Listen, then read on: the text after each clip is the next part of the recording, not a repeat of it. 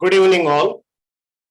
Dear participants, we all gathered here in Zoom and YouTube live stream for the fifth day of 1 week national level faculty development program on transformation in Indian education through new education policy challenges and opportunities.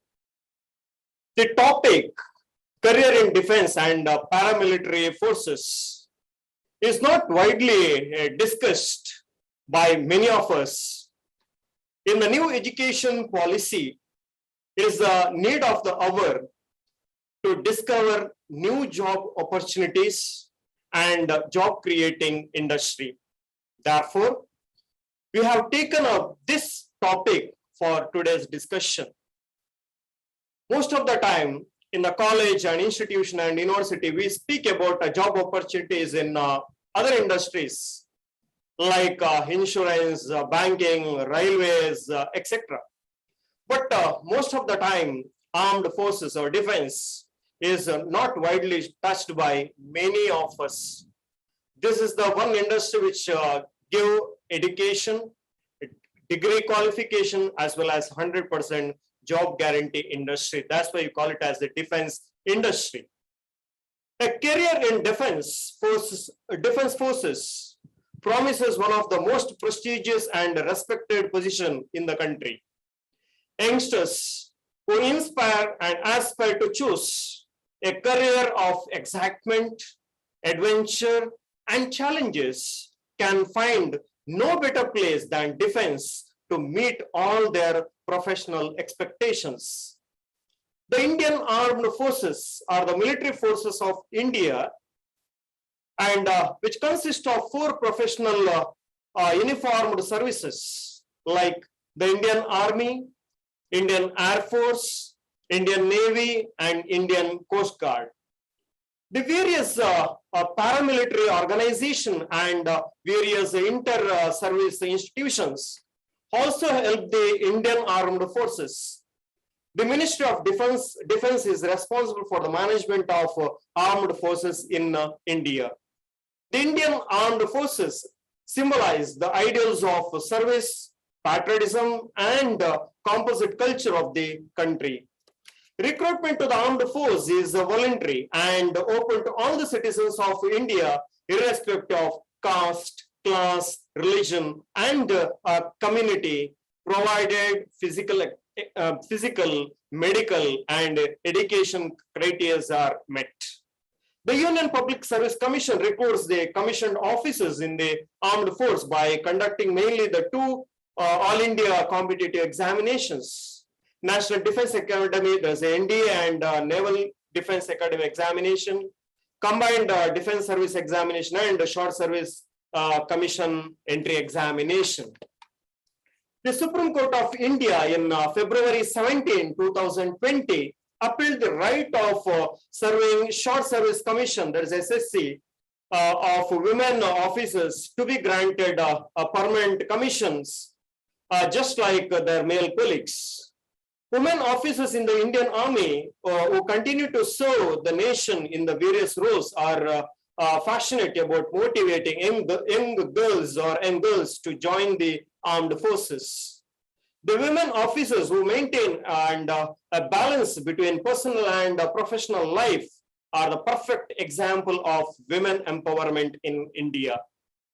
They are also a source of inspiration of many who want to join the armed force or defense.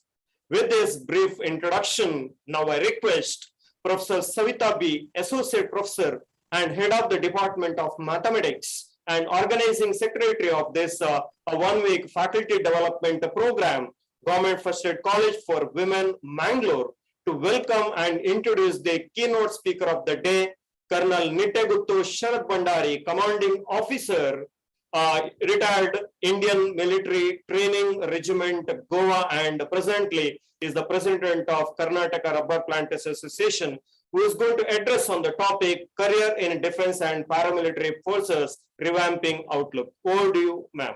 Yeah. Can you hear me? Yes, madam. Yes. Yeah. Good evening, ladies and gentlemen. Welcome to the 5th day of Faculty Development Program on transformation in Indian education through new education policy, challenges and opportunities. It's a pleasure to introduce the resource person of today's session, Colonel Nitteguttu Sharath Bandari, who is a telecommunication engineer with the postgraduate diploma in engineering and business management.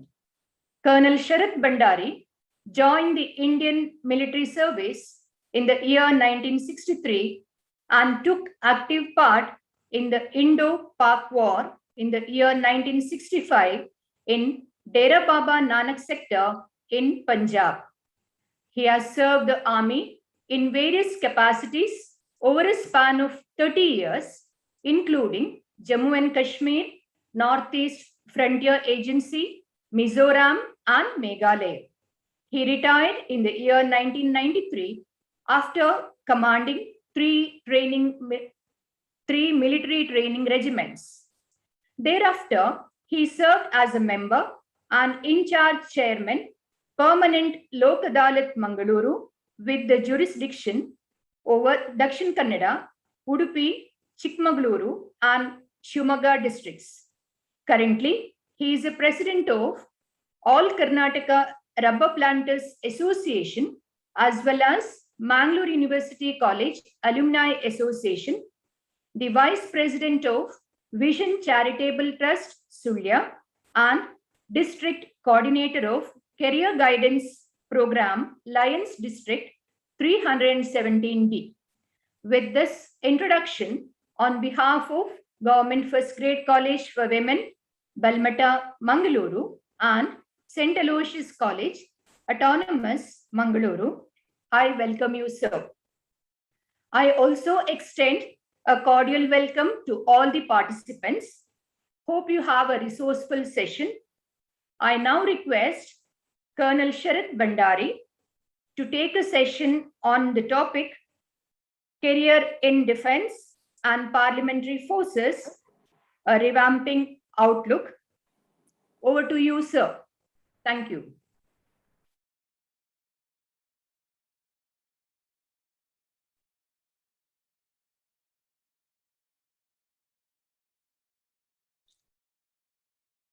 Greetings to all of you. Once again, I wish you all good evening. At the outset of this program, I would like to thank Dr. Praveen Martis, Principal, St. Aloysius College, Dr. Jagdish Pala, Principal, Government First Grade College for Women, Mangalore, and also convener of this program, Dr. Chandrasekhar K, and coordinator Royal Praveen D'Souza, for having given me an opportunity to come here on this occasion and address you all, particularly regarding the national education policy and its effect on the armed forces. That is basically the military. Ladies and gentlemen, today I will be talking about the national education policy. We have heard last 5 days, we have been hearing a great discussion on the entire detailed aspects of the national education policy. Today, I would like to pick out 1 or 2 points out of the national education policy and relate it to the Indian military. When I say military, I mean the Army, Indian Air Force, Indian Navy, and also the Coast Guard. Army being the largest organization, some of the aspects that I will cover about the educational institutions run by our organization, I will talk about the Army basically, but similar activities are also conducted by the Air Force and the Navy and the Coast Guard also.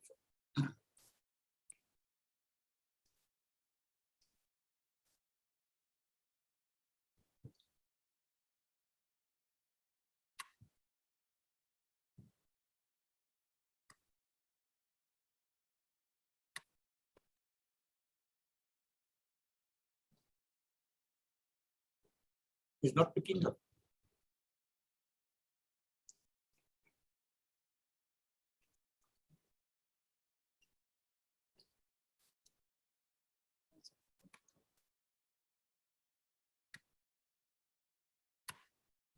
Yes.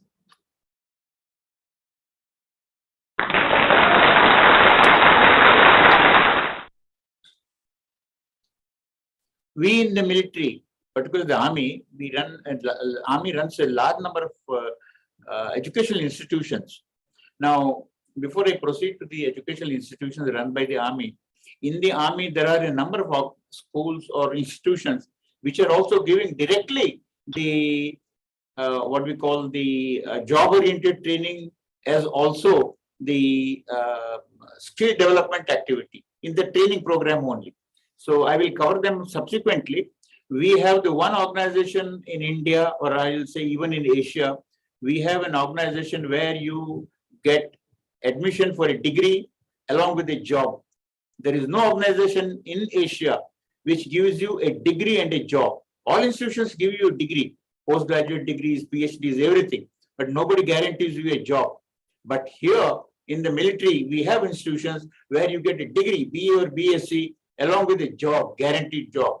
And job is not a small job, a Group A officer's job. So that is what the Indian Army does. First of all, let me just cover the various institutions run by the Indian Army.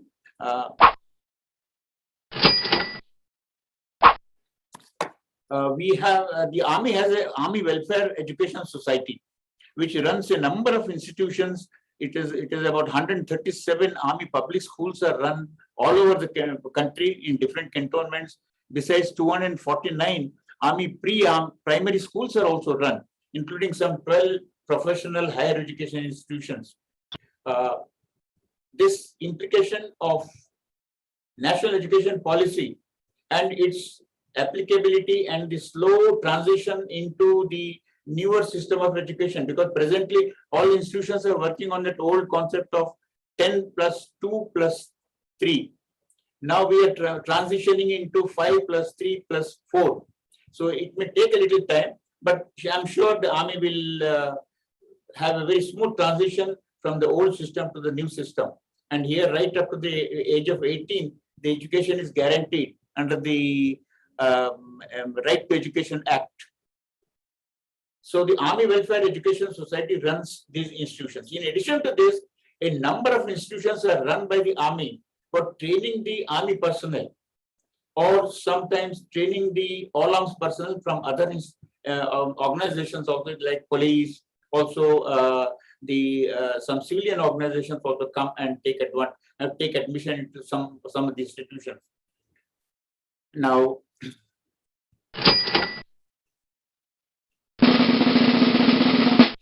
before I proceed further, let me talk about two things. The Army's skill-oriented training, job-oriented training is all finally coming to two classes of people: the officers and the personnel below the officer rank. So the recruitment is also like that, officers and below officer rank. So the officer cadre is governed by the Chetwood Code. There is a warrior code and a Chetwood Code. The warrior code is derived from our old ancient documents. I'm not going to talk about it, but the Chetwood Code, I will say a few words about it now. The Chetwood Code was given by Field Marshal Philip Walhouse Chetwood. He was the Commander-in-Chief of India on 10th December 1932. He says, I will quote, "The safety, honor, and welfare of your country comes first, always and every time. The honor, welfare, and comfort of the men you command come next. Your own ease, comfort, safety comes last, always and every time." This code is not only applicable to the military, we can always apply this to our civilian life also, our day-to-day life also. All it implies is safety, honor, and welfare of our country comes first, always and every time. Honor, welfare, and comfort of the people with whom we work, maybe our neighbors, our colleagues, their comfort comes next. Our own ease, comfort, and safety comes last. That's all that the code says. In reality or in actual practice, what we see here, is in the topsy-turvy. Actually, the ulta is happening. Country, honor, safety, honor and welfare of country is last. And our own ease, comfort and safety comes first. That's what we see here. But what Chetwood said, please note this for you're all lecturers. So you can always make use of this particular code or what teaching has been given here to tell the children, but to school students, how the country comes first always and every time. The safety, honor and welfare of our country comes first and always and every time. And our own comfort comes last. Entire army's entire army's officer code is guided by this. Officer cadre is guided by this code. This code is written in golden letters in the Indian Military Academy in Dehradun. And all officers who pass through, they always take the oath that they'll follow this guidelines. Now, I'll come back to the two aspects. One is the National Education Policy speaks about the job orientation, skill training, and employability. The employability really implies the job being created. Now, here why I'm saying is the armed forces, the army itself is the largest employer that we have in our country. 65,000 people are employed every year. If you take the Air Force and the Navy, another 15,000 we add. So almost about nearly 80,000 people are employed every year in the military. And this is the military is the most secular organization in our country and is the only organization in which there is no reservation based on caste or creed. It is totally secular. What we look forward to in a job. You see, the entire process of this national education policy is there. If you see, all it implies, all it plans or aims at is, at the end of the day, there should be no unemployed person in our country. Every person should have a job. So the entire program of training him, teaching him, or making him a learned man, but at the end, he must get a job. So the job orientation is very important in our training. Many people have given various ways how to go about it in the last 4 or 5 days.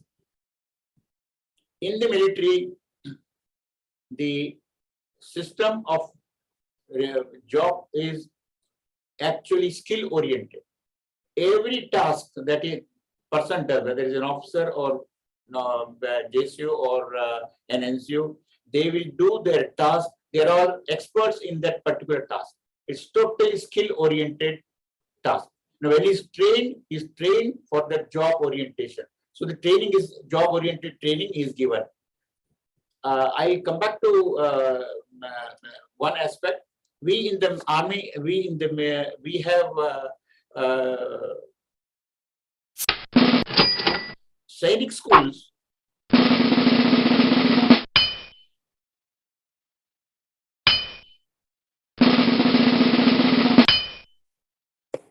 We have Sainik schools which are established in India in a number of places. There are totally about 33 at the moment. The proposal by the government is to make at least about 100 Sainik schools. Here, the students are trained to join the military. That is, a job-oriented or skill-oriented training is given. They're given an academic education only, but alongside the academic education, certain amount of time is spent on orientation of their mind to join the military. The recruitment, the enrollment is from class 6 to class 9. Now, the girls are also allowed. Previously, girls were not allowed. Now, girls are allowed. Girls are allowed up to 9th standard only.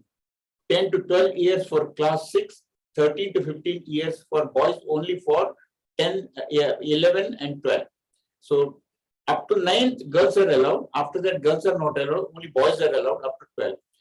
At the end of the term, they are encouraged to appear for the National Defense Academy examination. And they would have done certain basic military training and some orientation training would have been given to them in the school as a part of their curriculum.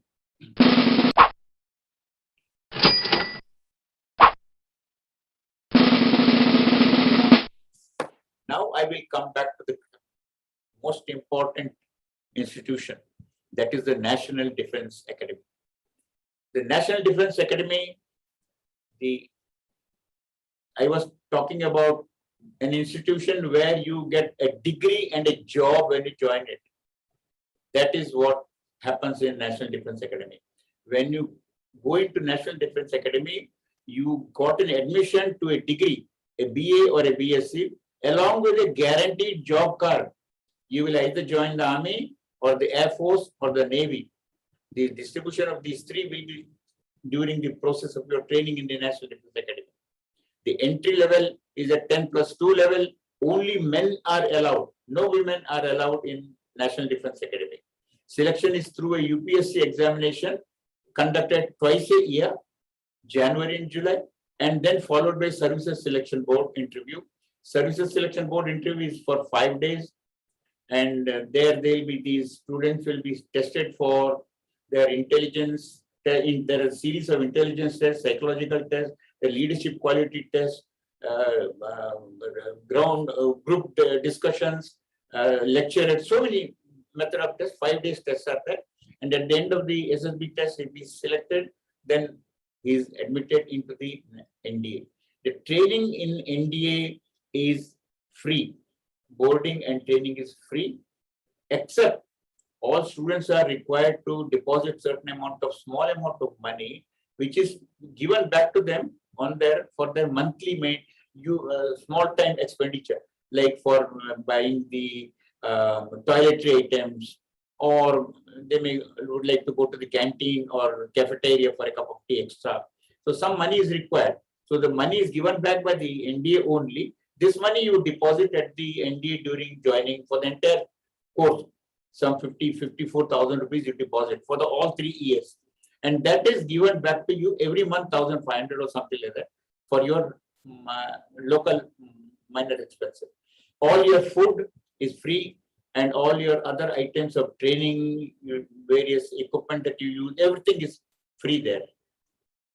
The curriculum consists of academics, because you are getting a BA or BSc degree, it is affiliated to Jawaharlal Nehru University, New Delhi. And then along with that, certain amount of military training, like for example, the drill, then your weapon firing, weapon usage, and then certain amount of extracurricular activities also are there, horse riding, aero gliding, the seamanship for the Navy people. There's so many training, so many activities are there, which are a part of the NDA curriculum. At the end of the training, towards the end of the training, the choice is taken, and the students are divided into going into the Army, Navy, or the Air Force. Those cadets who opt for Army, they go to Dehradun, Indian Military Academy, to complete their 1 year's training and then become an officer and go away. Naval cadets go to Naval Academy, Elimala in Kerala. From there, after years of training, they go pass out and become officer in the Navy. Similarly, Air Force cadets go to Air Force Academy in Dindigul. Some of them who are in the ground training, they go to Coimbatore, and engineering students go to Air Force Technical College in Bangalore. So after this, India's 3 years course, they are distributed according to their choice, and they go to their institutions wherever they are sent, from where they qualify and become commissioned officer and get into the military, Army, Air Force, or the Navy. This NDA is distributed over a very vast area, 28 square kilometers, about 7,000 acres area it occupies. It has got all the facilities, most modern methods of teaching techniques are available, and all academics are taught by civilian staff. There are lecturers, professors, and in addition, there are military officers also posted. So the military part of the training is conducted by the military personnel. The academics are done by the civilians. The National Defence Academy, their food aspect is catering is done so well that the quality of food provided in India is better than a 5-star hotel food Anywhere you can come back. It is so good quality food you get there. It's free. The government pays for entire training and food and other boarding facilities. So this is the NDA, National Defense Academy 10+2 level entry. Please encourage your students to go for NDA. I'll just tell you here in the side, as a sideline, about 4 lakh students appear on an average now for the entrance exam. And out of that, 300 per batch, there's about 2 into 300, 600 people selected in a year. So 4 lakh students appear right now every year, and about 600 get selected to go to the NDA. NDA provides you a degree, BA or BSc, and a job card at the time of entry only. You know that you got a job. So this is the greatest institution, I will call it. No other institution gives you a job. They only give you the training. They give you the degree, whatever engineering degree or management degrees, but then no job guarantees there. You have to search for it. You will be a part of that 9.5 crores who are unemployed. You will be one among them running around. So in NDA, you get a job. You get a degree and a job. So please see that you encourage more and more people to come for NDA. I will talk a little about the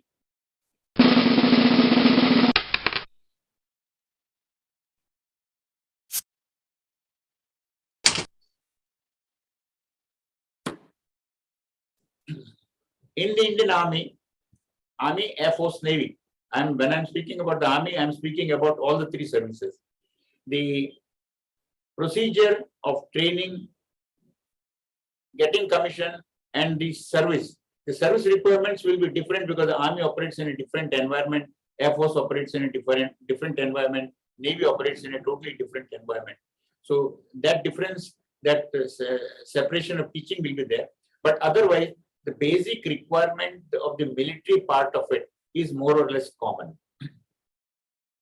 I will speak a little about the facilities which are given. You see, you're all professors who are sitting, watching this program, listening to this program. You are aware when you tell your students, to look for a job, how you select, what are the various aspects that you look into the job. When you want a job, means what job? Just because some advertisement has come, that is not the way. A job, you must see that the first thing in a job is it should provide you good salary. A salary, good perquisites, and good benefit should be available. Second thing is there should be job security. Third thing will be job satisfaction. Student should get into a job which he likes to do and which he enjoys to do. A job should be one which will give him opportunity to rise in the rank. It is not that a person joins a government organization at the level of a clerk, and after 25 or 30 years, he becomes at the best a senior clerk, or maybe if he's lucky, a head clerk. No, that is not the way. He should get enough opportunities to become officers, rise in the rank. So that kind of facilities, that kind of encouragement is provided in the army. Here, now that you are all lecturers, professors teaching in colleges, your students are going to be graduates. So I will talk about the officer cadre, because the entry level for officer cadre is a graduate. A degree is a must for entry into the officer cadre. For entry into the non-officer cadre, it is 10 and 10+2. There are 2 streams, 10 and 10+2 streams. So I talk about the officer cadre. What you get for officer cadre? A good salary.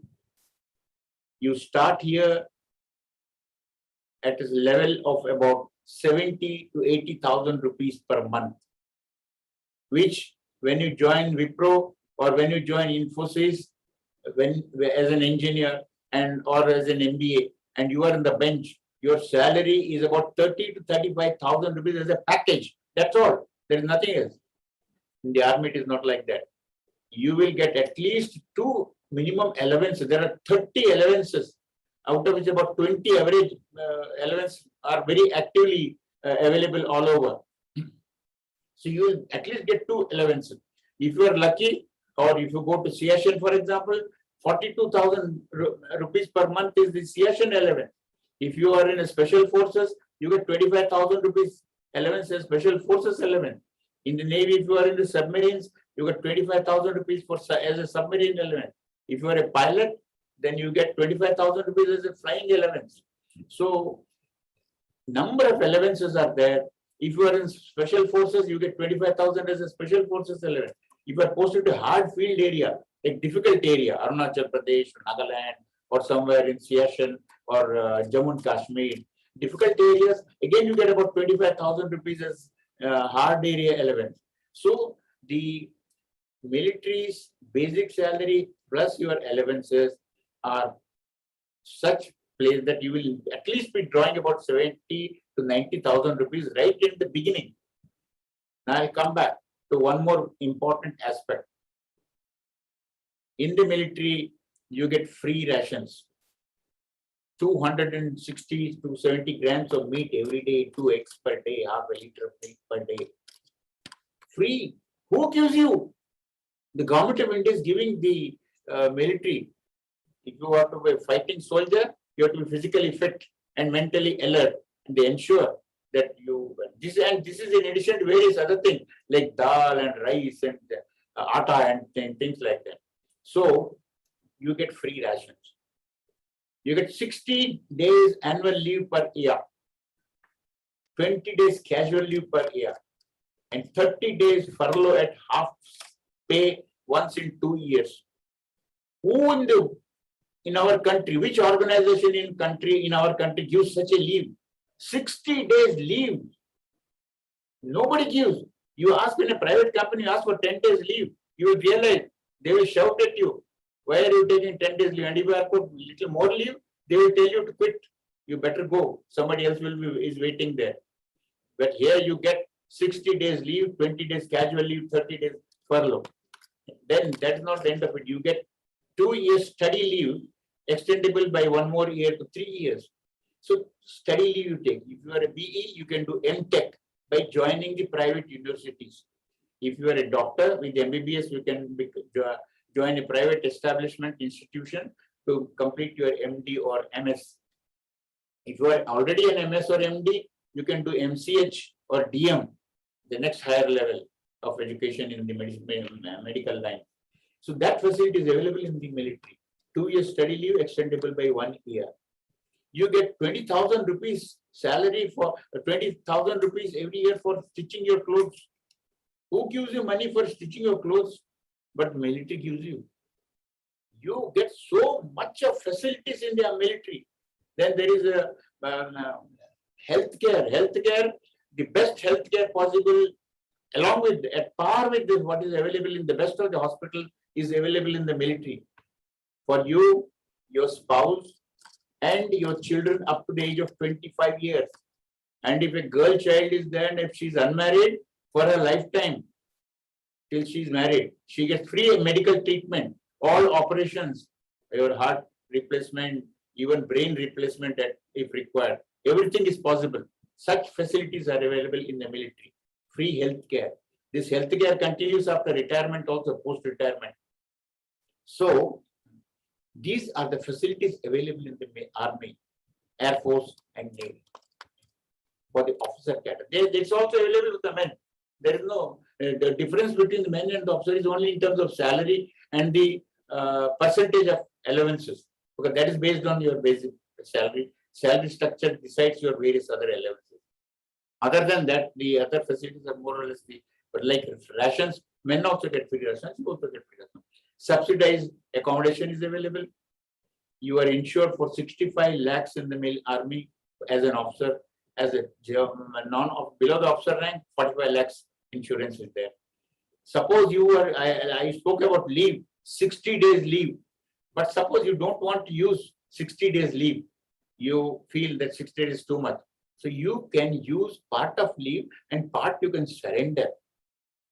Up to 300 days of leave you can encash when you leave the army. That is, you are paid the cash.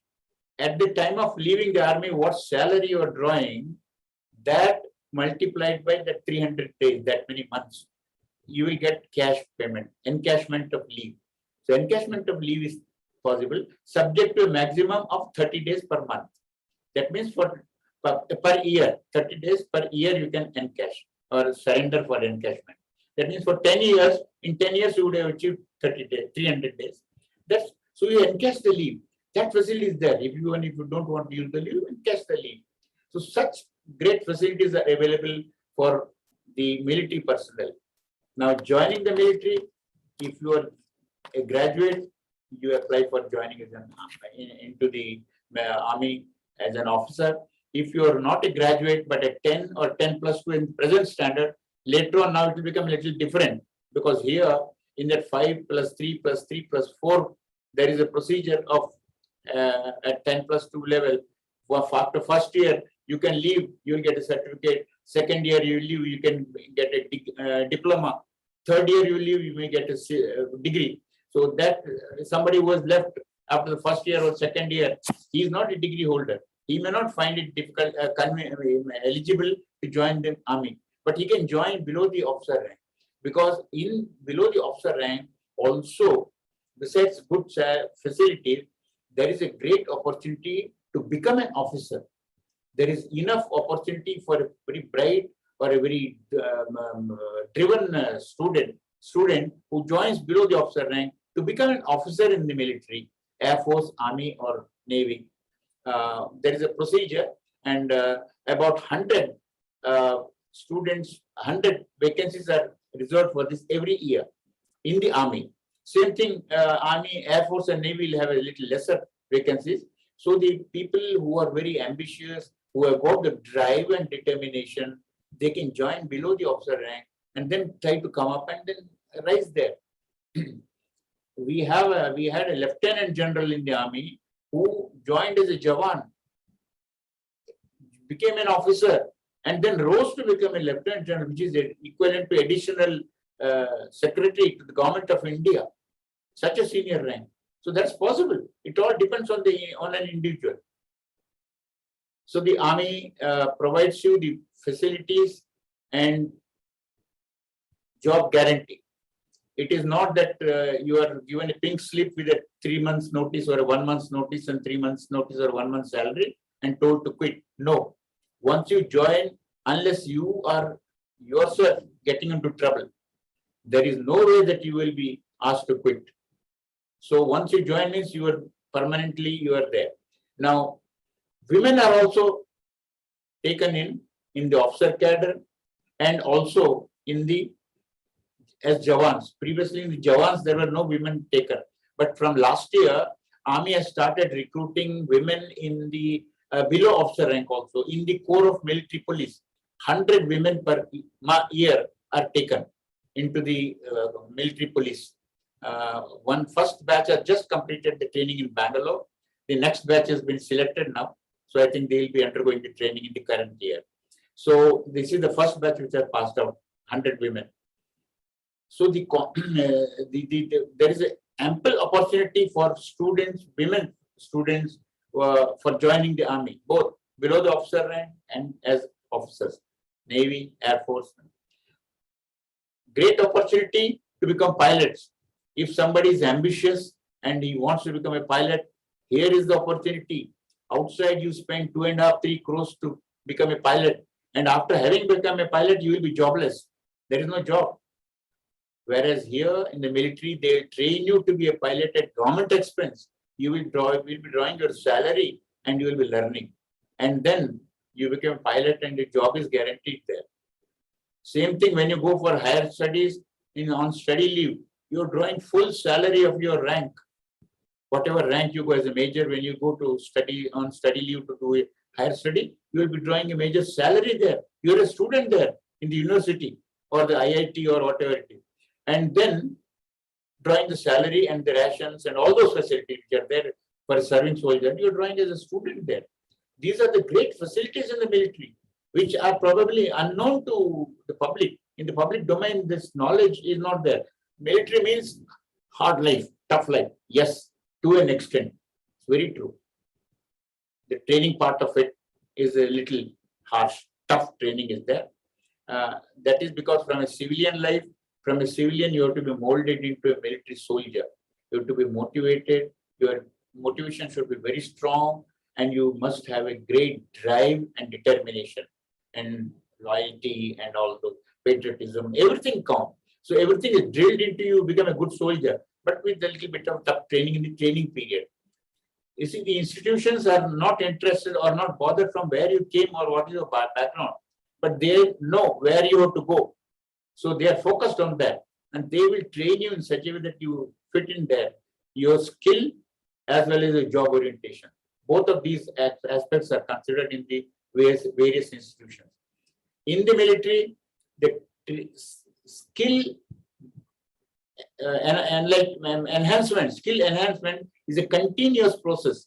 In the officer cadre and below officer cadre also, people are sent for short courses of 1 to 3 months. You go to an institution, do some studies, some courses, come back. There are some courses which are from 3 to 12 months. So one goes to the institution, there are some people who go to foreign country for studies and come back. And then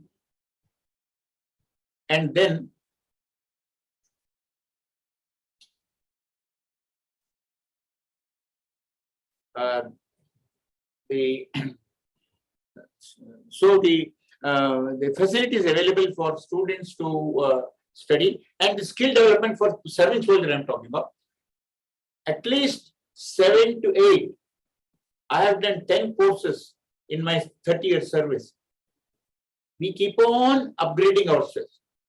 New technology has come, new ideas have come, new doctrines have been dictated. So the training is a continuous process, and we keep on upscaling ourselves. What we learned, the basic skills or basic knowledge that we had, we keep on upgrading it, and in our entire service, at least 4 to 5 minimum courses a person will attend. Go out of the establishment and do the studies and come back and bring knowledge with you and give it to others in the establishment, that this is what you learned there and this is how it is and what this is how it is to be done. So the training is a continuous process. Skill enhancement is a continuous process in the military, in the Air Force, Army, and Navy, all the 3 services. Speciality about the military is, please remember, Army, Air Force, or Navy, the military job is not a job. It is a commitment. It is a way of life. It is a family that you are joining. Particularly Army, when you join an establishment, it's a family. You are joining that family. So it is a job, yes, sure. But it is in addition to a job, it is a way of life. It is a family that you're joining. That is how you are built.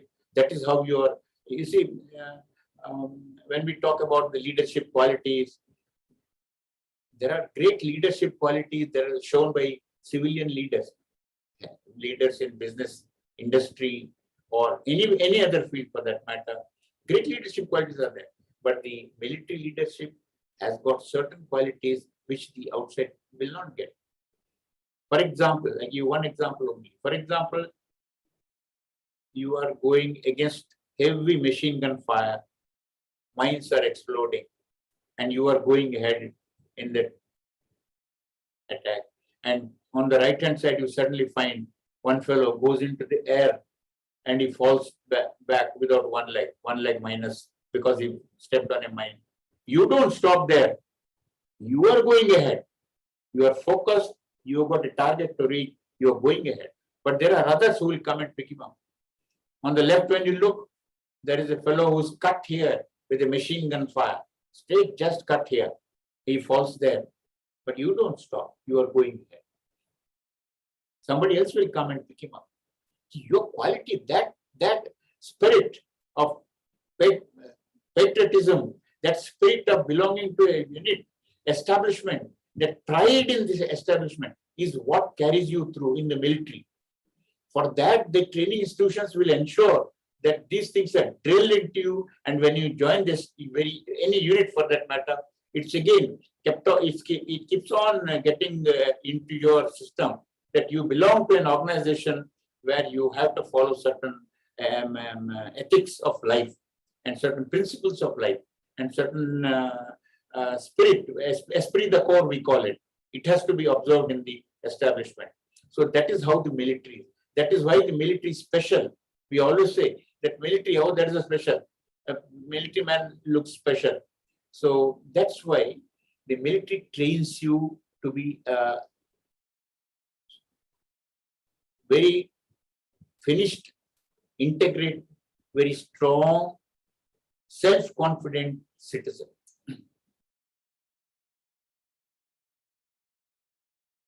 I'll give you, for example, I was talking about the NDA, National Defense Academy.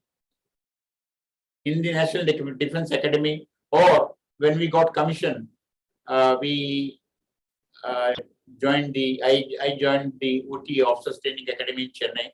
I'm a graduate of that institution. People can join various institutions and become officers. When you join the institution, you are a boy from a school or a college you have come, enter as a boy. And after 1 year of training, you come out as a man, or you enter as a girl and come out as a woman. That is the difference. After this 1 year of training, the person who is coming out of the institution is absolutely a self-confident person. He can withstand any stress or strain which takes place all around us all the time, and he is made fit to stand for that. So that is the speciality of the military. Good training, good facilities, good. One more aspect I want to talk about. When we look into the job prospectus to see what job is available, we should never forget that one is we look forward to in service, what salary we get, what perquisites we get, what benefits we get. Is the job safe? Is the job satisfying? Does the job carry some prestige so that the peer group, the parents are happy, they are proud of you, your institution is proud of you. Like for example, you get into the IAS or IPS, your parents are very happy, friends are very happy, that kind of thing. So is it carrying any prestige? These things are always looked into. In addition to this, one must also not forget what are the post-retirement benefits available. In any job, I'm not talking about army now, any civilian job which you take up, when you retire, maybe after 20, 30 years, 40 years, what post-retirement benefits you are getting? Are you getting a pension? If you are not getting a pension, what other financial package you are getting when you are quitting and going home? You have to look into that. In the military, the benefits for post-retirement are tremendous. I'll just show you here. This is what I just spoke about just now.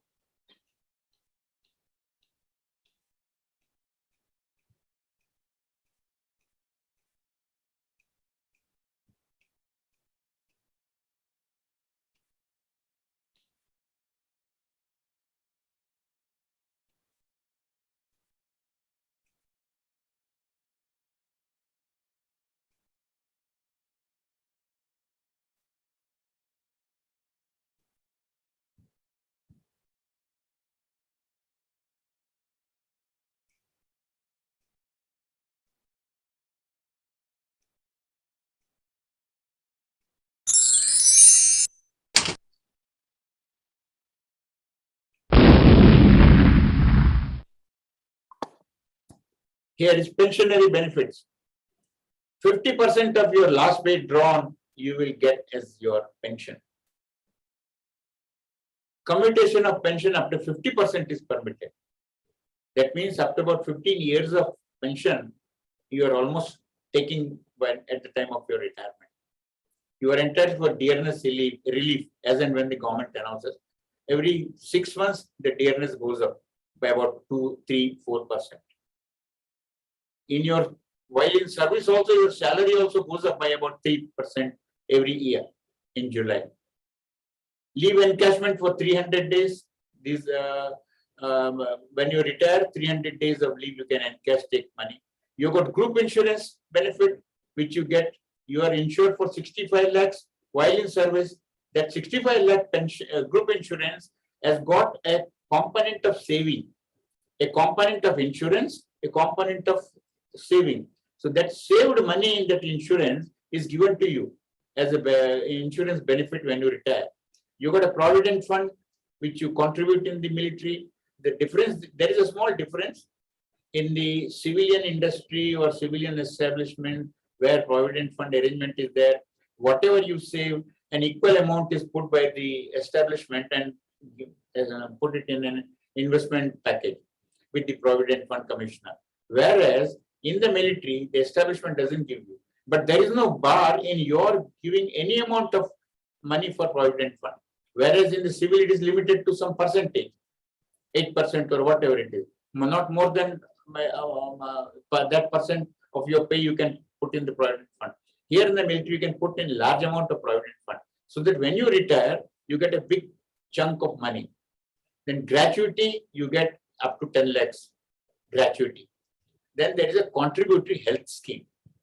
Like for example, in a place like Mangalore, for example, there are 5-6 hospitals here. The best medical college hospital like the KMC, Father Muller, they're all empaneled hospitals for us, ex-servicemen, military people. There are health cards. We go to the hospital, show the health card, get admitted, get all operations done, all post-operative care done, all medicines for ill health or whatever you want, whatever ailment you have, its treatment is all free. The government pays the hospital, you get a free treatment.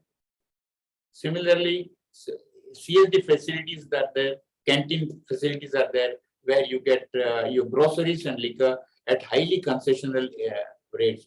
Even you can buy the larger items like motorcycles, cars, where 50% GST is exempted.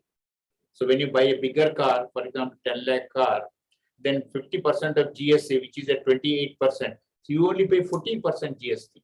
So big saving there. Then when you retire, if while in service, if you got incurred disability, for example, then you are eligible for disability pay. And if you are getting a disability pay, then your entire pension has got a component of disability also. So if you get a disability pay, then you are exempted for income tax. Your entire pension under disability pension is exempted from income tax payment. Great facility. This you will not get easily. And suppose one departs, then his family is entitled for 60% of the spouse's pension. Here, state government reservations are there for state government jobs for people who are retiring from the military.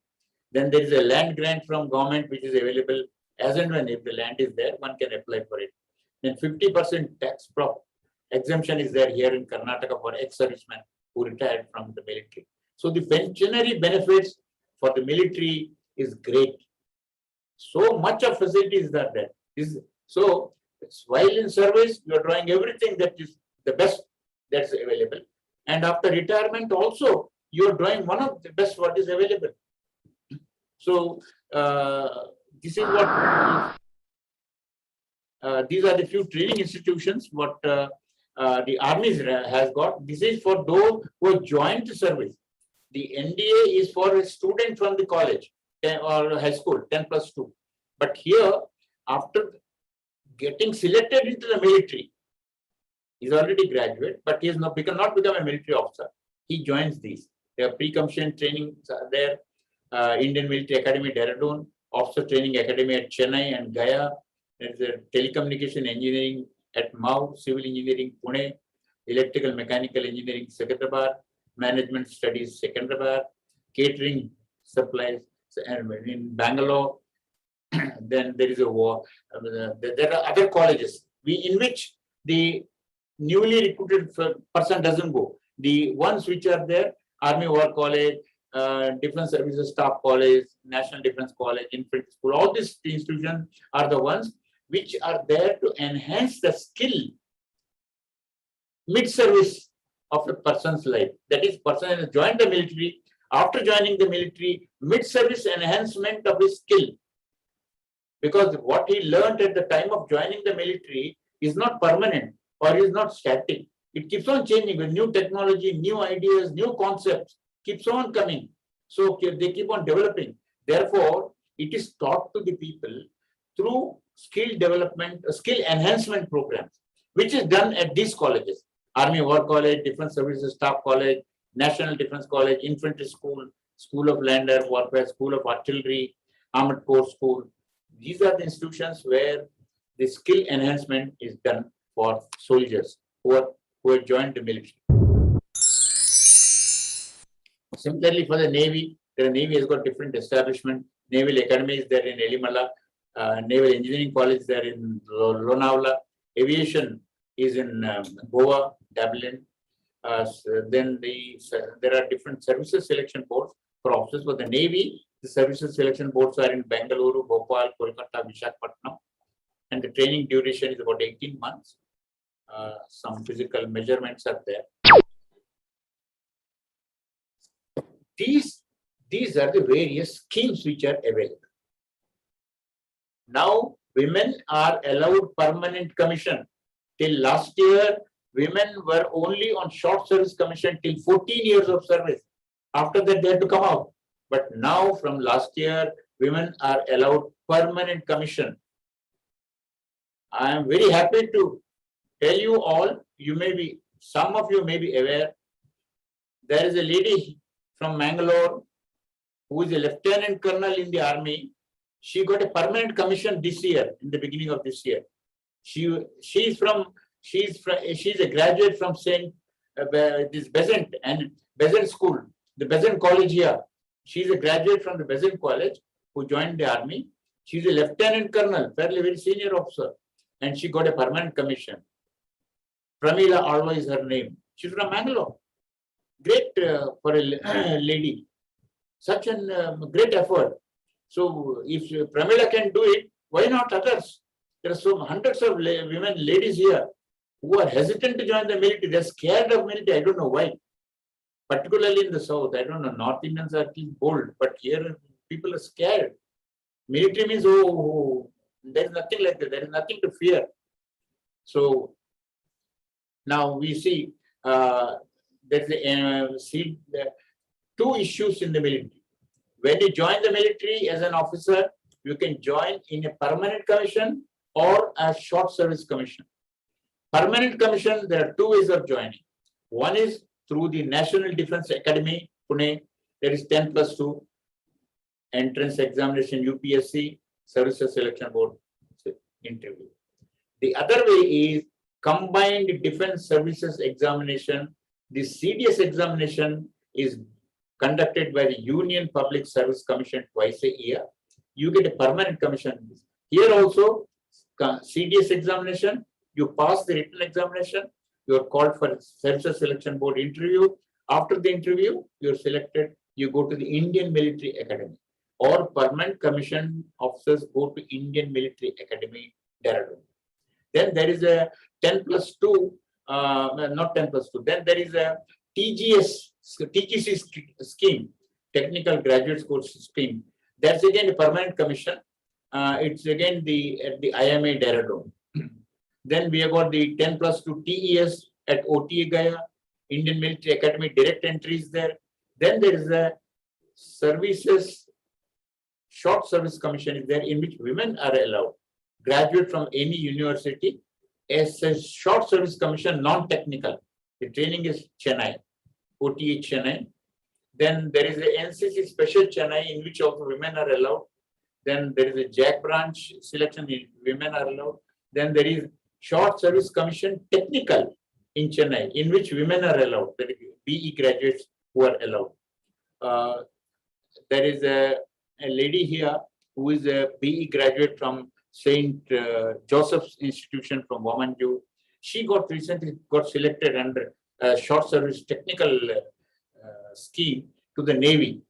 So there are people, there are some women here, not that it's blank. I'm not saying everybody is scared. No, there are younger generation is there. They have some go about, they know where and how to go about, and they know where what matters. But then majority of them are due to lack of information. This entire thing is due to lack of information. So these are the various, there are 10 schemes available for men and women. Some of them are only for men, but many of them have got women also permitted.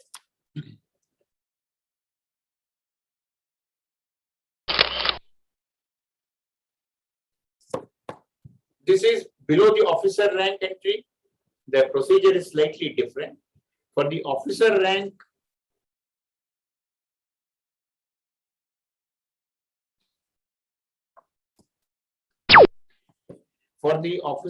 selection, the procedure is you, in the Short Service Commission, you apply online. Everything is online these days, and you will be getting a number, registration number. You will be called for Services Selection Board. If you are selected, you are medically tested. If you are medically fit, you join the institution.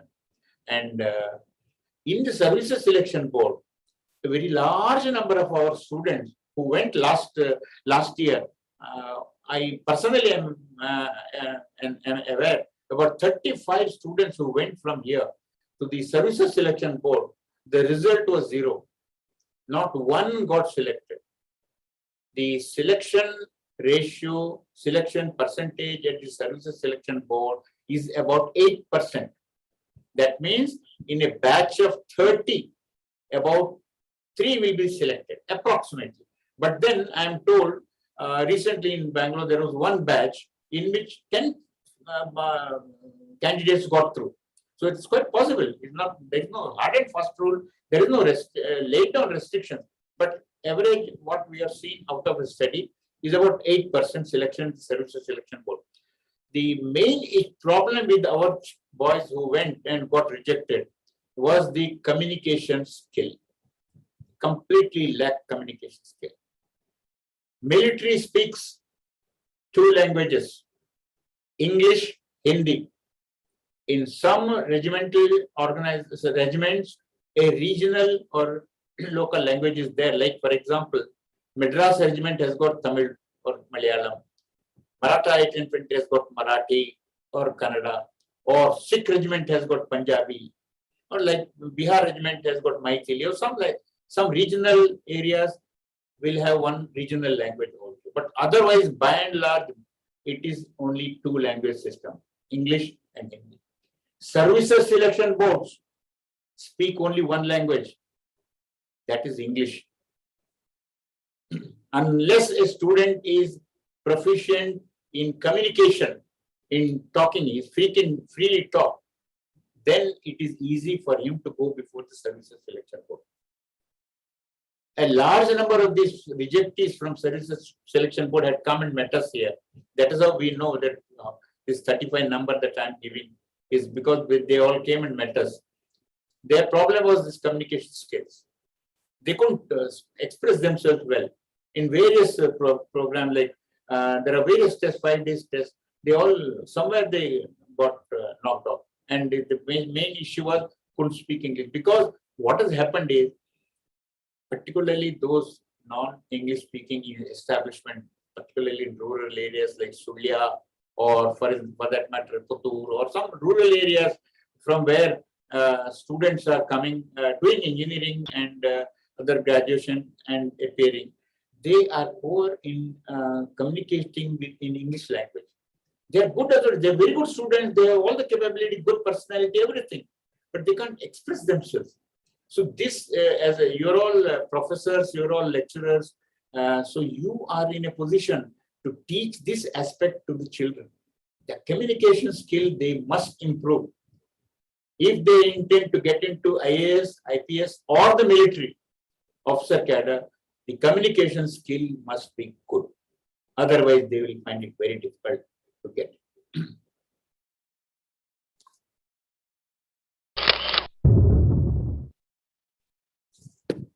For the recruitment below the officer rank, there are 12 systems, 12 rank structure-wise selection methods. There are different schemes: soldier GD, soldier technical, soldier storeman technical, soldier pharma, soldier tradesman, different religious teacher, catering services, then cartographs. There are so many schemes there. There are 10 or 10 plus 2, and their selection procedure. Here is the point which I was mentioning earlier. Officers commission opportunity for JSOs and OR is possible. There is a specialist commission where the age limit is 35 years. Selection from unit after services selection board interview. Then there is a thing known as Army Cadet College, in which 100 soldiers are taken every year. It is from unit. After 5 years service from the unit, he applies, writes through a small written examination, goes to services selection board. If he's selected, he comes to Army Cadet College. Here he does years training and becomes an officer and gets into the military. The vacancies, 100 vacancies per year for this Army Cadet College. The age limit is 27 years. The recruitment system for the men is educational qualification is all here. The recruitment system is based on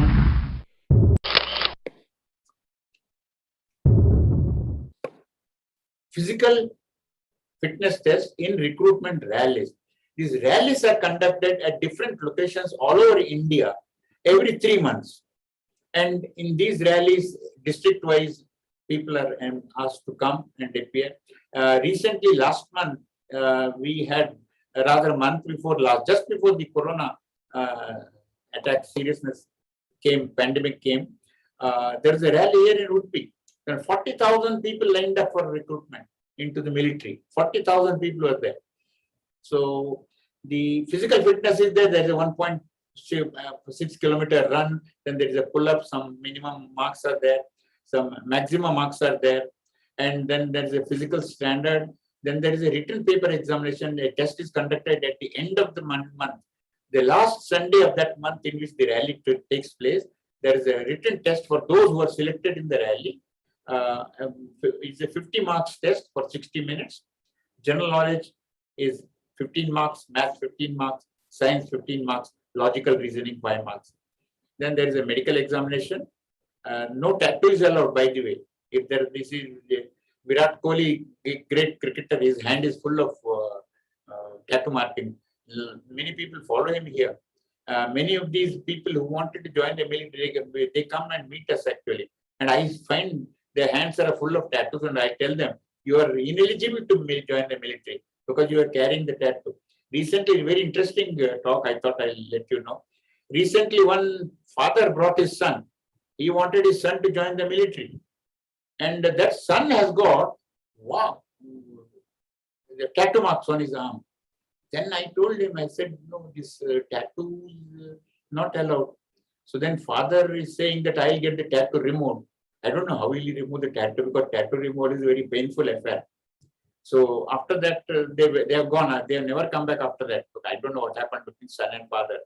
So no tattoos allowed, no flat foot is allowed, and no permanent disabling diseases. If somebody has got a chronic problem which is causing him disability, then he will be rejected. Then from after this physical fitness training, their basic military training regimental centers are there where basic military training is conducted. They are distributed into various branches depending on the vacancies available, whether it is a technical branch, non-technical branch, infantry or armored corps, or whichever way, wherever the vacancies are there, they are distributed to those places and they go. Certain areas have got some regional balance. For example, Madras regiment is more open to South Indian persons here, whereas Rajput regiment or Rajputana regiment probably is more open to Rajasthan, that area. So that small difference will be there. Otherwise, generally, it is a common entrance examination all over India. Indian Navy The system is similar. They have a Indian Naval entrance test, and after that, the Navy. This is permanent commission in Indian Navy. They take directly candidates from the civil after the INET test. Then second way is through the National Defence Academy. April and September every year, UPSC conducts exam. Then there is a combined defense services exam, CDS exam, which I mentioned earlier, UPSC exam. From that also one can go to Navy. The Navy's men, that is below officer rank, again is almost like similar, 10 plus 2, aggregate mark 55%. There are different types of category of recruitment. There is an odd recruitment at the 10th class also. A same physical fitness, 1.6 kilometer run, some physical height should be this much, 157 centimeter, and the chest 77, 82 meter. Age should be 17 to 20. So these are the basic requirements. And then if a person is selected, he is sent for basic training to INS Chilka. And then after the basic training of seamanship in INS Chilka in Odisha, he is sent for specialization. Either he goes to Lonavala, Kochi, or Visakhapatnam, depending on what type of trade or what type of category he is getting into the Navy. The Air Force, Indian Air Force, the officer cadre, Air Force conducts direct tests from students who are graduates outside. Air Force Common Admission Test, AFCAT, in February and August every year, you get a permanent commission. There is a National Defence Academy, again you get a permanent commission. Combined Defence Services, you get a permanent commission. Indian Air Force Airmen, their selection, there are 14 centers in India where airmen are selected. They don't hold rallies like the army holds, where in a public ground rallies held. So thousands of people come there. No, here they hold rally sort of thing is held, but they are held in these centers where the airmen are recruited. They also, it's all similar, 10 plus 2, 50% aggregate mark, and different categories are the age is 17 to 21 years. After finishing the basic training institute at Belgavi, then the specialization, they can go to Avadi, Tambaram, or there are many places where there are specialized skill development training is given, where after the basic military training consists of drill, weapon firing, some tactics. These are the basic military training. But after that, he needs skill development. He should know what job is going to do in the military. So the skill development, he goes to another institution where another 6 months to 1 year training is given. So that happens to all, even army it is like that. After the basic military training, when the person will go for skill development, depending on what type of trade or what type of job he is selected for. And he does his skill development training for about 6 months and then goes back to the establishment to continue as a soldier. His salary runs from the day he is selected.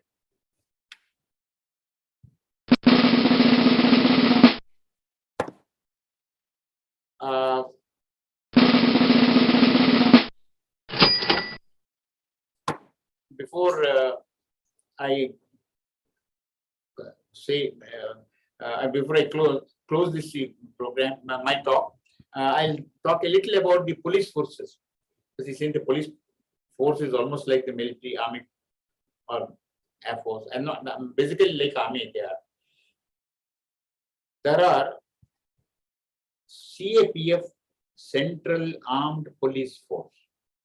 Then there are paramilitary force. There is a little bit of a misnomer that some country people, CRPF is called a paramilitary force. Border Security Force, BSF is called a paramilitary force. It is not. Paramilitary force, there is Assam Rifles is there in the northeast. It is a paramilitary force. Though it is under the Ministry of Home Affairs, it is a paramilitary force. It is officered by the army officers. And the soldiers are trained on army lines. Typical army line of training. Therefore, they are the paramilitary force. But these forces, the CRPF, BSF, CISF, ITBP, and SSB, these forces are Central Armed Police Forces, CAPF. They all have got their different methods of joining. their officer cadre basically comes from two streams. One is through the IPS and certain percentage through their own departmental training. Through that, like CRPF, they have their own cadre, CRPF cadre. BSF has its own BSF cadre. But the entry from BSF cadre is initially used to be small, but now I am told they picked up a little bit. But still, the head of the organization in both CRPF and BSF happens to be from the IPS cadre. So the officer cadre is both from IPS and their own department. And among all these, central armed police forces, BSF is the one which is armed like a military, though they don't have the tanks and big guns, but they have got 105mm artillery guns. They've got 120mm mortar guns, which are artillery weapons actually.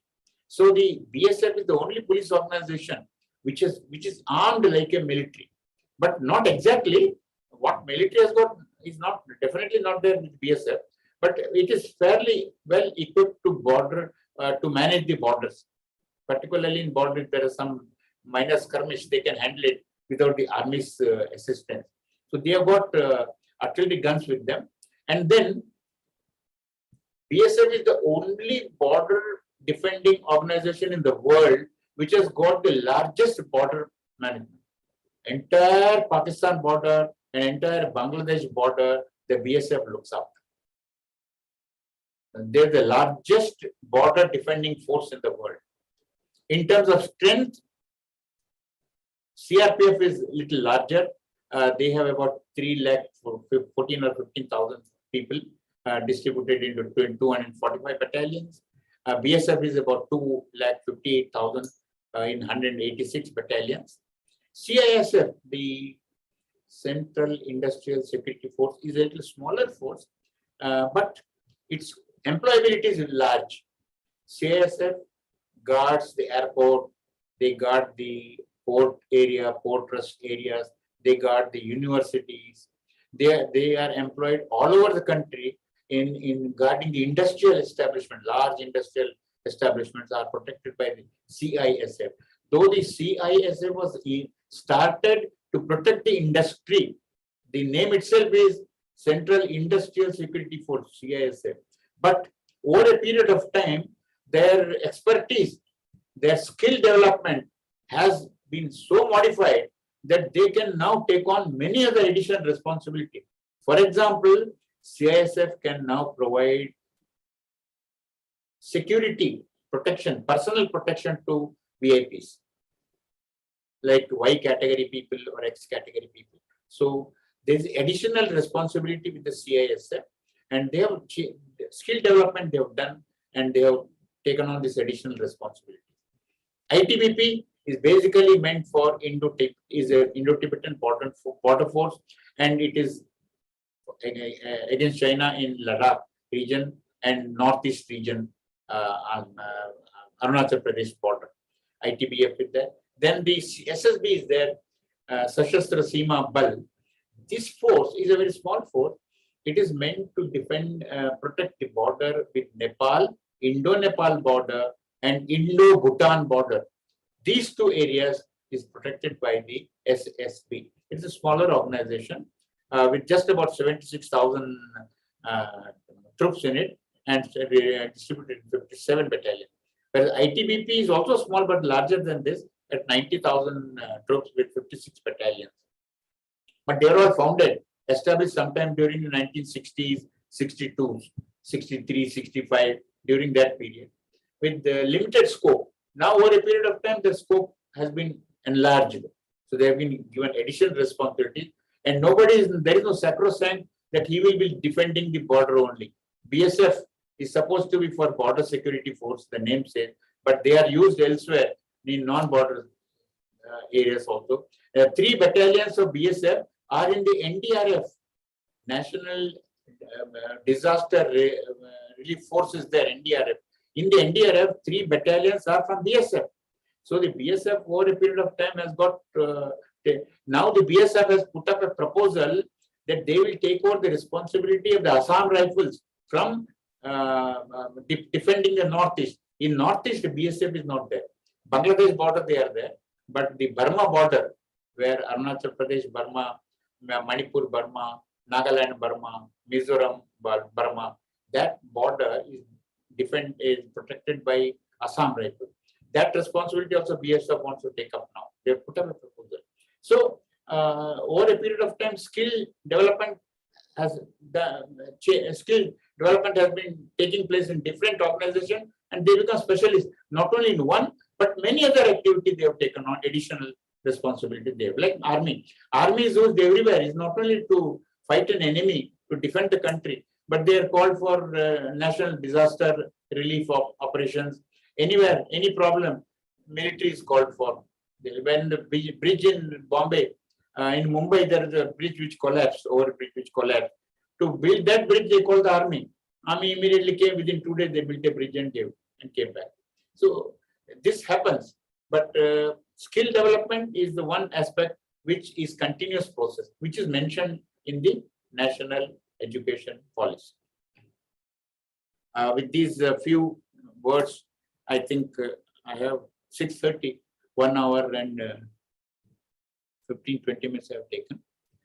Thank you very much, all of you, for having listened to me. And if there are any questions, you can always ask.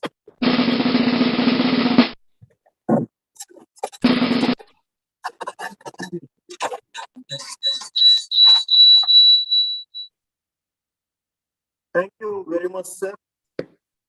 You have many questions today. I have chosen 5 to 8 questions. Briefly, I'll ask one by one.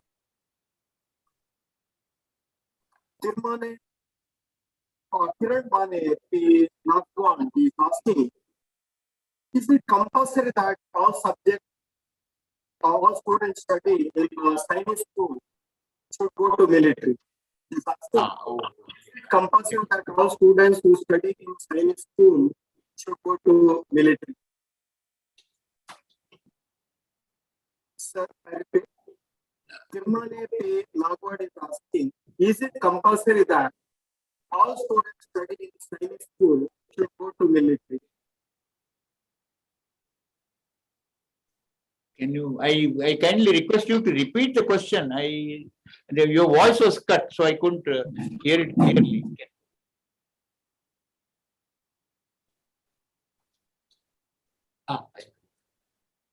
Sir, Kirmane P. Nagwad is asking, is it compulsory that all the students study in Chinese schools should go to military? No. Those students who are studying in Sainik school, they are asked to appear for NDA examination. But many of the students, particularly from some particular class of people, they join the Sainik school for good public school education, residential education in Sainik school. But after that, they don't want to join the military. So they appear for NDA exam, deliberately fail, and then come out.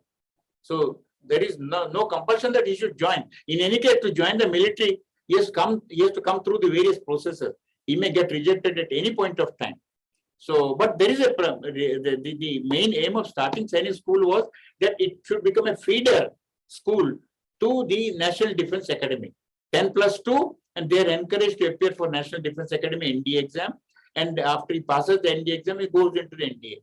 But many of them deliberately don't pass the exam because their parents want them to come back after the education. They were put in the Sainik school for a good quality of education. Once that aim is achieved, the parents want the children to come back. So they will make them deliberately fail in the exam and then they come out. Okay, same person, Kiran Mane is asking, is there any chance that students can go and join for research institutions in defense? You see, the defense research institutions are mostly located in the medical field. There are referral hospitals.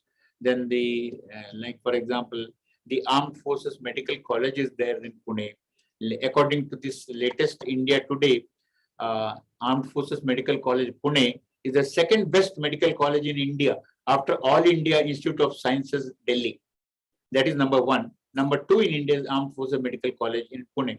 But there is research facilities are available. But there is no arrangement for a civilian to go there and no. there he has to come from the military only, Army, Air Force, or Navy, whatever it is, but he has to come from the military organization. It is for him to do the research and take the knowledge and then go back to the establishment and make use of this knowledge that he acquired while doing research. D. Kulkarni is asking, now onwards, NCC will be one of the elective subjects as per NAC order. How it can be articulated in curriculum, and what will be the status of associate NCC officers? Because in State Police Department, there is no reservation for NCC certificate holder. What is your opinion, sir? You see, this is for NCC.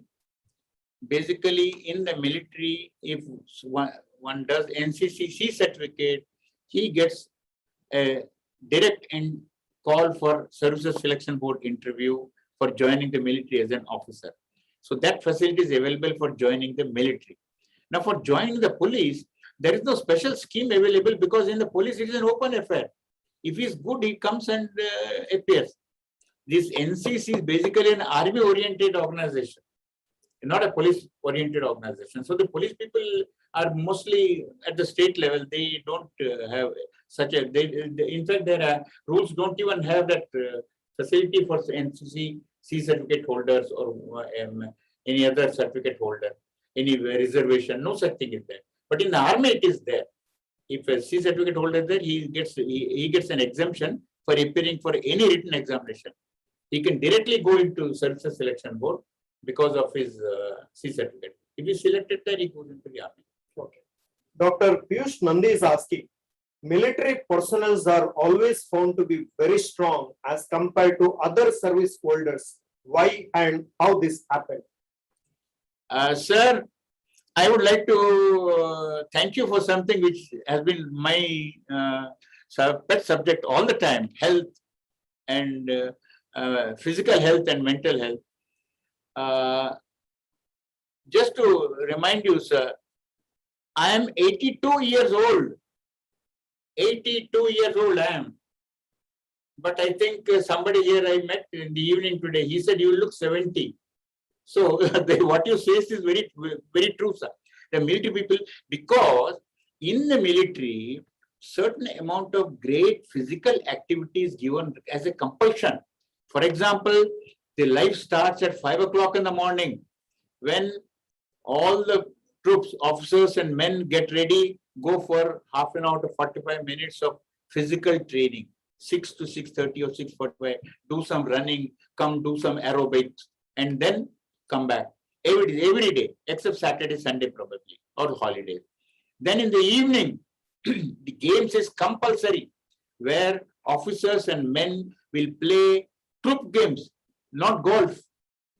Troop games, that is football, hockey, volleyball, basketball. We play games with the men, and that is one more reason we build good physical activity. Then we eat well. The good food, good exercise. These are the two fundamental requirements for good health. Good food, good exercise. Fundamental requirement for two good. You are a doctor. You are a doctor of medicine. I don't know, but two things are good food, good exercise. Sneha yes is asking, which is the highest post in NDA and which field is best in NDA? Which Highest post in National Defense Academy and which field is the best in NDA? Ma'am, the highest post in the NDA is of the Commandant of National Defense Academy. He is of a Lieutenant General's rank, that is Admiral's rank in the Navy, and Air Marshal rank in the Air Force.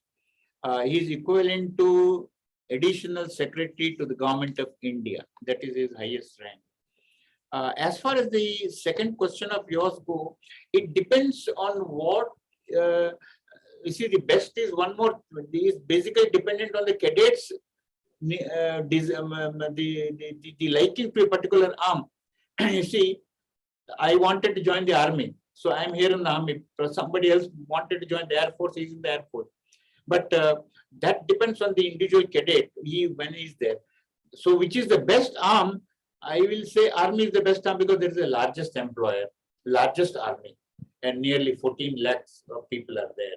So that way it is there. But then if you want to become a pilot, you can join the army. Army has got pilot for helicopters, pilot for small transport planes. Only thing is we don't have fighter planes in the army. Whereas in the Navy, there are fighter pilots for fighter pilot, helicopter pilot, transport pilot, same thing in the Air Force. So people who want to become pilot, they have got affinity to join the Air Force or the Navy, where they got a more chance to become pilot after joining. And they become pilot. It is good. There are some pilots to become a pilot. They have got some special tests that the PABT test is there. So in the PABT is pilot aptitude battery test. If one fails in the PABT once, he can never appear again in the PABT. That is the one drawback in the Air Force. If he appears for PABT test and he fails, he can never become a pilot in the Air Force. He can become an officer in the Air Force in other duties, ground duties, administrative duties, accounts department, then he can become, but not as a pilot. So it depends on the individual's likings and individual desire to do something, whatever, whether.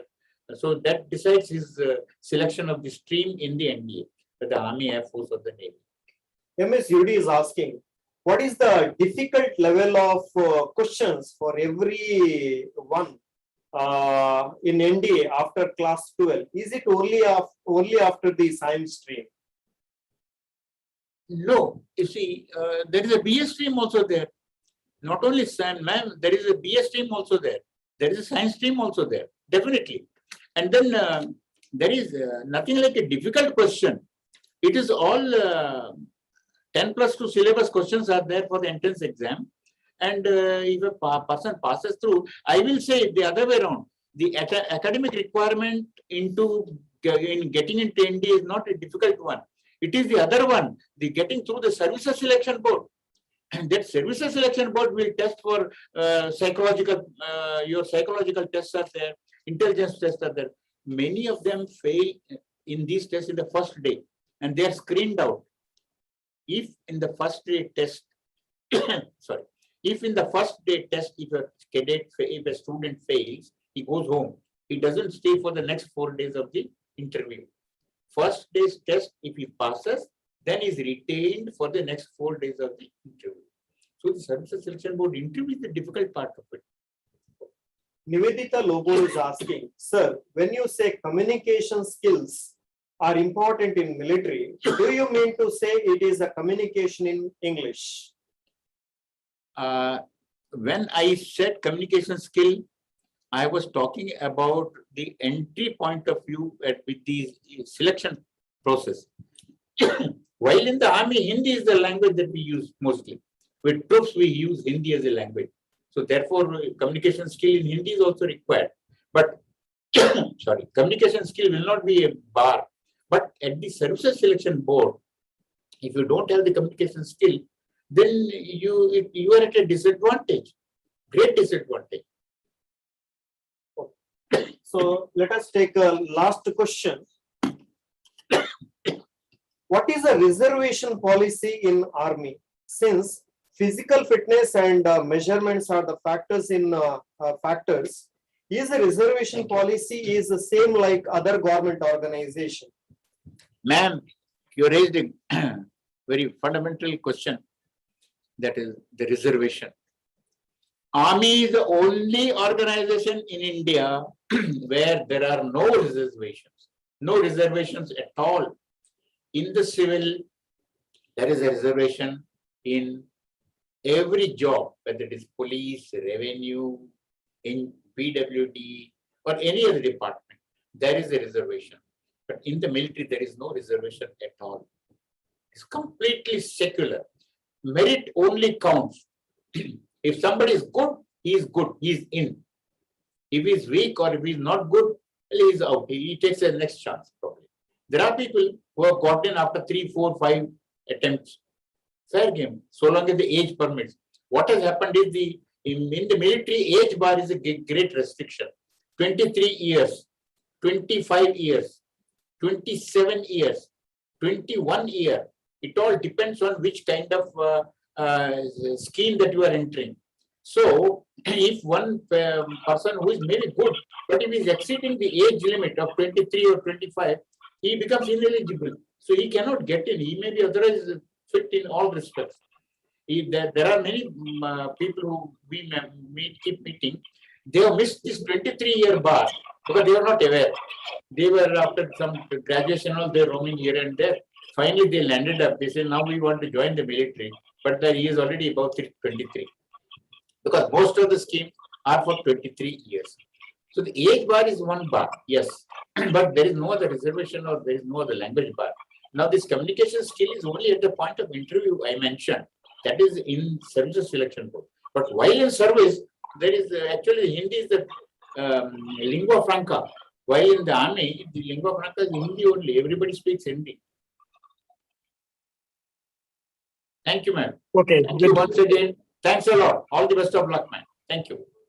Before we close, the closing note. So, dear participants, many of us asked, many of the participants, why this particular topic is given in this particular review when it gets into national education policy.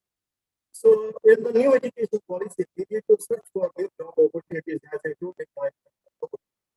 And this is the one area probably not much researched by great teachers. So it's the duty of great teachers and professors of the institutions, college and universities to our students to look into this particular area where there is a more opportunity, especially in and defense. With this best speech from Colonel Sir. So we are coming up with the best topic of the day. Before we close, I request Dr. Manjunath, head of the Department of Kannada, Government Hospital College for Women, to propose a vote of thanks. Over to you, sir, Dr. Manjunath. ಎಲ್ರಿಗೂ ನಮಸ್ಕಾರಗಳು. May I interrupt you, sir, 1 minute? Yes, Initially, I forgot to thank Savita B for having introduced me in such a nice way. Thank you, ma'am, very much. Savita B, thank you very much. Thank you, sir. Thank you so much. Yes, Manjunath, sir. ರಾಷ್ಟ್ರ ಮಟ್ಟದ FDP 21ರ 5ನೇ ದಿನವಾದ ಇಂದಿನ ಕಾರ್ಯಕ್ರಮವು ಬಹಳ ಅರ್ಥಪೂರ್ಣವಾಗಿ ಸಂಪನ್ನಗೊಂಡಿದೆ. ಇಂದಿನ ಕಾರ್ಯಕ್ರಮದ ಯಶಸ್ಸಿಗೆ ಸೂಕ್ತ ಮಾರ್ಗದರ್ಶನ ನೀಡಿ ನೆರವು ನೀಡಿದ ನಮ್ಮ ಸರ್ಕಾರಿ ಪ್ರಥಮ ದರ್ಜೆ ಮಹಿಳಾ ಕಾಲೇಜಿನ ಪ್ರಾಂಶುಪಾಲರಿಗೆ ಹಾಗೂ ಸಂತ ಅಲೋಷಿಯಸ್ ಕಾಲೇಜಿನ ಪ್ರಾಂಶುಪಾಲರಿಗೆ ಎಲ್ಲರ ಪರವಾಗಿ ಧನ್ಯವಾದಗಳನ್ನು ಸಮರ್ಪಿಸುತ್ತಿದ್ದೇನೆ.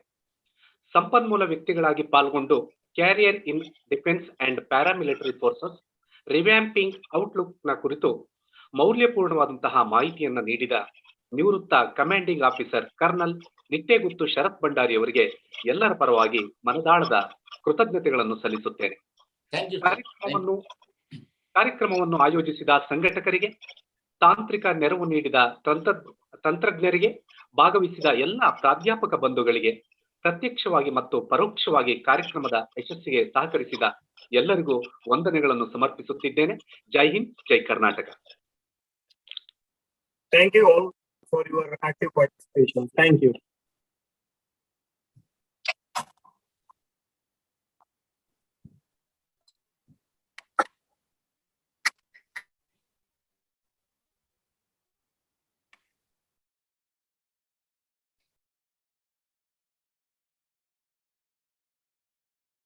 Dismiss ಮಾಡಬಹುದಲ್ಲ? I can dismiss ಅಲ್ಲ ಇಲ್ಲಿ.